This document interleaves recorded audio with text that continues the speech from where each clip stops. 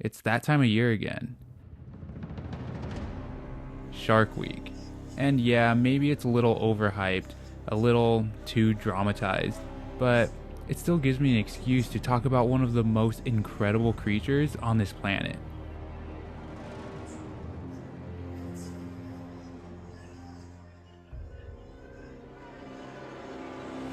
The great white shark.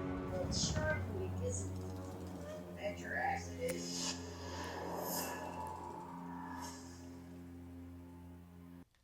And if you look past all the drama, you'll see something different. You'll see an animal that's mastered one simple thing. You don't have to keep changing. Sometimes staying true to what you already are is more than enough. So I thought, why not tell their story? Where they come from, what makes them so perfect, why they've basically stayed the exact same for millions of years without needing to evolve. Not because they couldn't, but because they didn't need to. The world evolved, oceans shifted, ecosystems transformed, but the great white stayed the exact same. Think about that. We live in a world obsessed with evolution, reinvention, and constant upgrades. We're always chasing that new version of ourselves, with new routines, new mindsets, new hobbies, new looks. But what if sometimes we don't even need to change? What if what we already are is enough?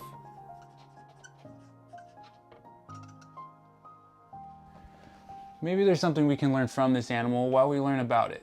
But let's get nerdy for a second. They call it the white shark officially, so no great in there. And Carcharodon carcharias if you're feeling extra scientific. Part of the lamniform or mackerel shark family, which includes some other pretty badass sharks like makos, porbeagles, and salmon sharks. You can find them almost anywhere, in every major ocean. Atlantic, Pacific, Southern, Indian, they're global travelers, except maybe the Arctic because they definitely prefer the warmer temps. You hear great white, and you probably picture something huge, fast, and deadly. And you're not wrong, but what you're thinking of is just its final form, because even the most feared predator in the ocean starts small. It begins as an embryo inside the mother's body. Basically, the baby hatches from an egg inside the mom and stays there a while longer, growing, getting stronger, and just preparing for the big world outside, feeding from a yolk sac until being born a fully independent baby shark. From conception to birth, it's about 12 months. Then, it's sink or swim, literally.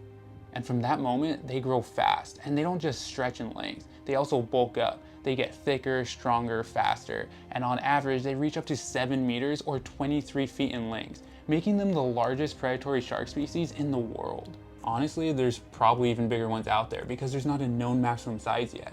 And females, they're usually even bigger than the males. They can live pretty long lives too, 40 to 70 years, maybe more if they're lucky. But there's a predator out there even they can't outswim. Us. Humans kill around 100 million sharks every single year for sport, meat, fins, and a whole lot of bycatch.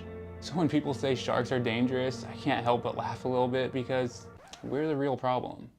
But let's talk about the shark itself, because they're kind of a masterpiece. It starts at the head, the conical snout built for cutting through water. Their nostrils aren't for breathing like ours. They only smell, and they can pick up the scent of a drop of blood from miles away. Of course, there's some details to that, like it has to be in the same water column that they're currently swimming in. But still, it's pretty crazy. Their eyes look completely black, but get close, which I definitely wouldn't recommend, but you'll see that the iris is actually a deep blue around the pupil. No eyelids either. When they strike, their eyes roll back into their heads to protect themselves, revealing a layer of tough cartilage. And then, of course, that infamous jaw, filled with rows of triangular and serrated teeth. They have one row of usable teeth on their top jaw and a few more on their bottom. Lose a tooth, no problem, because they have multiple more rows that act like a conveyor belt. Once they lose a tooth, a new one just moves right into position. They've got 5 gill slits on each side, and that's how they breathe, by pulling oxygen out of the water as they move. No movement, no oxygen. So that's why they're always on the go, always in motion. Their body is a dark gray or even brownish color on top and white underneath.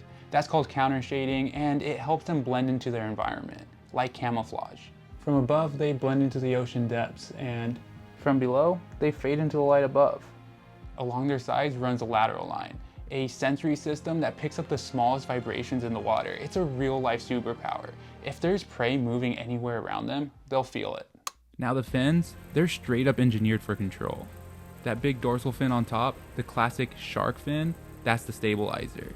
Then they've got large pectoral fins on the sides to help them steer and glide.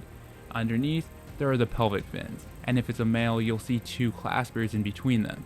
Those are used for mating. Towards the back is the precaudal keel. It's the ridge along the tail that boosts their speed and agility.